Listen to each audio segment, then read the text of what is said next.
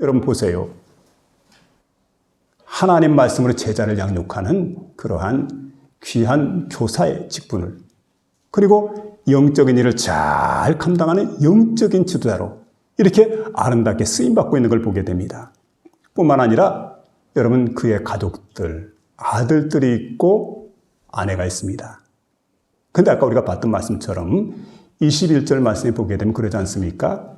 자, 여기 보면 마침 알렉산더와 루포의 아버지 구레네 사람 시몬 이렇게 소개가 됩니다. 근데 여러분 오늘 마가복음이라고 하는 것은 로마 사람들에게 이 복음이 전해지게 됩니다. 근데 여러분 이 로마 사람들에게 전해지는 그 복음 가운데 또 오늘날 우리가 이제 읽어보는 그런 복음 가운데 여기 보니까 억지로 십자가를 졌던 구레네 사람 시몬, 그의 가족들이 함께 여기 등장하고 있습니다. 그러니까 알렉산더와 루포 두 아들이죠. 근데 루포라고 하는 이름은 로마 사람들에게 아주 익숙한 이름입니다. 로마의 저명 인사예요. 그리고 그의 아내도 마찬가지입니다. 그래서 로마서 16장 3절 가운데 보게 되면 그 알렉산더와 루포의 이름이 여기에 이제 등장하고 있는 걸 보게 됩니다.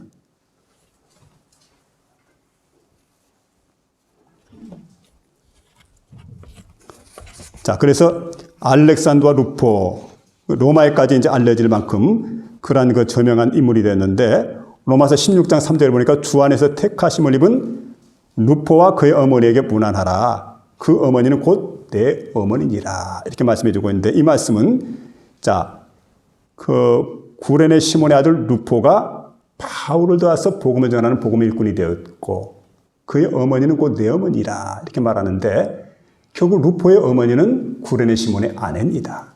그 어머니는 곧 내 어머니다. 무슨 얘기일까요? 바로 사도 바울에게 많은 영향을 끼친 그런 여인이었던 걸 보게 됩니다. 바울이 그만큼 존경했던 여인입니다. 그리고 그는 로마 교회의 기분이었습니다.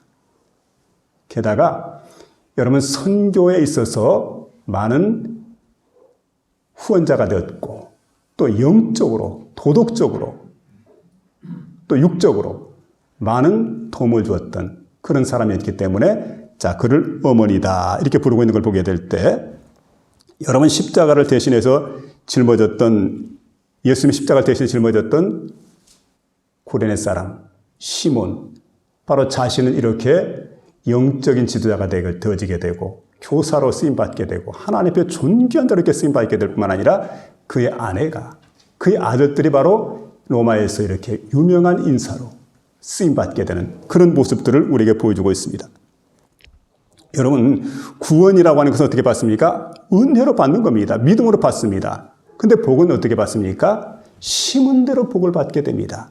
그래서 출애굽기 20장 6절에 보니까 나를 사랑하고 내 계명을 지키는 자에게 천대까지 은혜를 베푸느니라 이렇게 말씀해 주고 있습니다.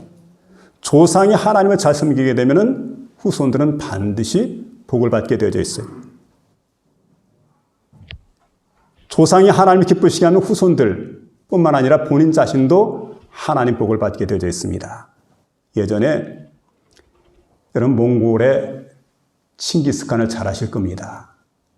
근데 그 칭기스칸이 왕이 될 줄 알고 곁에서 칭기스칸과 함께 생사고를 같이 나눴던 사람들, 이런 사람을 가르쳐서 타르탄이라고 그러는데 훗날 이제 칭기스칸이 몽골 대제국의 왕이 됩니다. 황제가 됩니다. 그리고 황제 자리에 오르게 될 때 이 타르탄들에게 특권을 베풀게 됩니다. 여러분 특권이 놀랍습니다. 그 첫 번째 특권이 뭔 줄 압니까? 언제든지 아무의 제재도 받지 않고 궁궐을 마음껏 출입할 수가 있다. 두 번째는 전쟁에서 전리품을 빼앗아올 때는 반드시 최고의 좋은 것을 취할 수가 있다. 세 번째는 세금은 한 푼도 낼 필요가 없다. 네 번째는 사형에 해당하는 죄를 지었다 할지라도 9번까지 용서받을 수 있다. 얼마나 대단해요. 다섯 번째는 그 몽골 제국 안에 있는 어떤 곳이든 어떤 영토이든 원하는 땅을 마음대로 소유할 수가 있다. 그리고 여섯 번째는 이런 특권을 갖다가 4대까지 이어갈 수가 있다. 그 얼마나 큰 복이에요.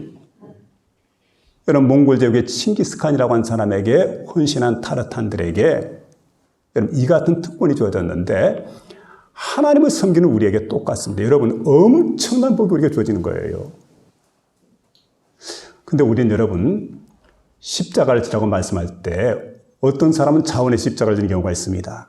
어떤 사람은 억지로 십자가를 지는 경우도 있습니다.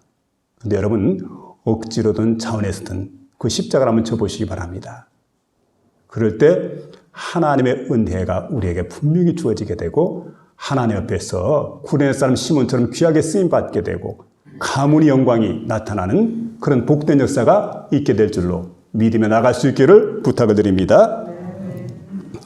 마지막 세 번째는 우리가 져야 될 십자가를 말씀해 주고 있습니다. 지금 6월절날 가장 큰 관심거리는 예수님입니다. 모든 사람들의 관심이 예수님께 집중되었습니다. 그리고 사람들이 이야기하는 주제가 바로 예수님입니다. 그리고 여러분 예수님이 지금 재판을 받게 되는데 어떤 재판을 받을 것인가? 그때 구레네 사람 시몬도 예수님에게 관심이 있었습니다. 관심이 있었어요. 다른 말로 말하면 영적인 호기심이 있었다는 거죠. 믿음의 출발은 어디서 출발합니까? 예수님에 대한 관심부터 영적인 호기심에서부터 믿음이 출발하게 되어져 있습니다. 자, 이렇게 해서 구레네 사람 시몬은 예수님을 가까이 따르게 됩니다. 관심이 있으니까. 다른 사람들도 바로 예수님을 따라옵니다. 관심을 갖습니다. 그런데 예수님에게 일정한 간격을 두게 됩니다. 덜 관심이 있다는 거죠. 여러분 십자가를 따라갈 때는 우리 주님을 따라갈 때는 멀찍이 따르는 게 아니죠. 가까이서 따라갈수록 좋습니다. 그러다가 이게 보니까 로마의 군병들에게 발각이 된 거지요. 지나가는 사람 가운데 대신해서 예수의 십자가를 지고 갈 사람 찾아야 되겠는데 다른 사람 다 지나가 버리잖아요. 멀리 있잖아요. 근데 가까이 있는 사람 누구일까 하고 보니까 건장한 사람, 남성, 게다가 십자가를 질 만한 사람. 딱 보니까 구레네 사람 시몬이 눈에 띄는 겁니다. 그래서 그 구레네 사람 시몬에게 십자가를 짊어져라. 그래서 십자가를 짊어지고 구레네 사람 시몬이 골고다 언덕까지 올라가게 됩니다. 여러분, 그래서 우리가 언제든 주님을 따라가게 될 때 멀찍이 따라가는 게 아니죠. 구레네 사람 시몬처럼 가까이 따라가는 그런 태도가 우리에게 필요합니다.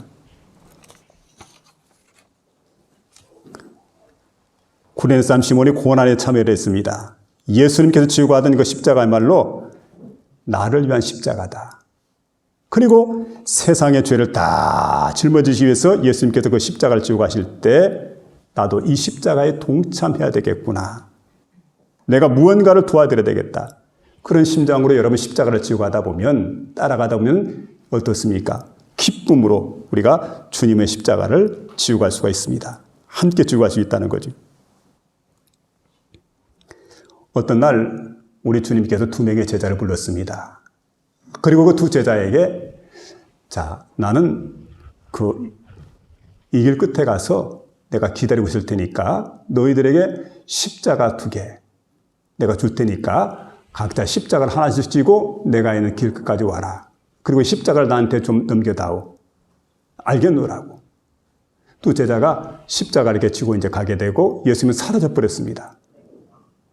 그 길 끝을 향해 나가게 되는데 근데 지고 가는 모습이 서로 달라요. 한 제자는 아주 기쁘게 감사하게 지고 가는데 아주 참 가뿐하게 지고 가는데 한 제자는 보니까 막 원망하면서 불평하면서 투덜거리면서 십자가가 무겁다고 막 질질 끄다시피 해가지고 그렇게 십자가를 메고 갑니다.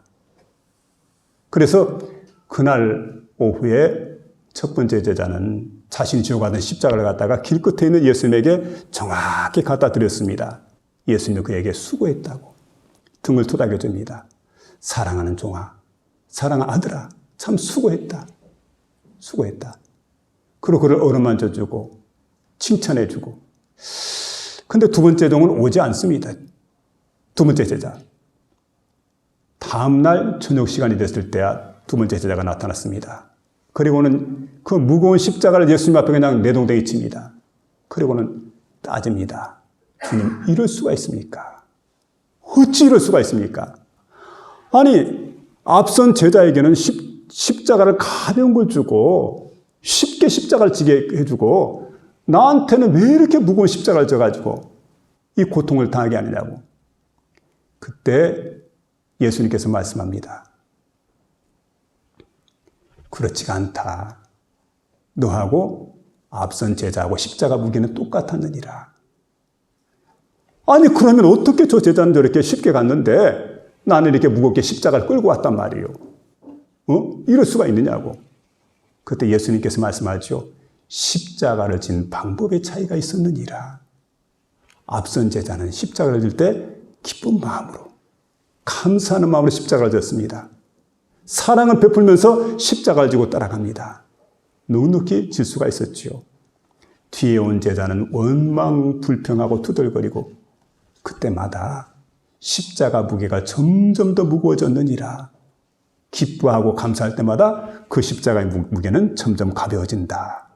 원리를 말씀해 주는 거예요. 이제 여러분 보세요. 똑같은 짐을 지고 있어도요. 사랑하는 손주 녀석을 등에 업으면 별로 무겁지 않아요. 허리도 아프다고 다리도 아프다고 그러는데 할머니가 어떻게 그렇게 손자를 잘 업고 다니는지. 왜 그럴까요? 사랑하니까 가능한 거예요. 사랑하니까. 사랑하면 그게 짐이 안 되더라고. 근데 여러분 사랑하는 게 아니죠. 원망 불평 투덜거리게 되면 그거 무겁거든. 그 짐 되거든요. 자, 여러분 주님은 우리에게 십자가를 주셨습니다. 자원에서 십자가를 진다면 얼마나 좋겠어요. 그런데 자원에서 십자가 지지 못한다고 할 것 같으면 억지라도 한번 십자가를 져보시기 바랍니다. 억지로 해도. 그리고 여러분 내 몫에 대인 그 십자가 우리가 잘 지고 감당하게 될 때 필요한 자세가 뭡니까? 기쁘게 감사하는 마음으로 한번 져보시기 바랍니다. 그럴 때 여러분 구레네 시몬처럼 자신이 복을 받아요. 온 가문이 복되게 되고 가문의 영광이 나타나게 됩니다. 그래서 여러분 성경에 나타나는 가문 가운데 구레네 시몬의 가문이 얼마나 복된 가문이란 말이에요.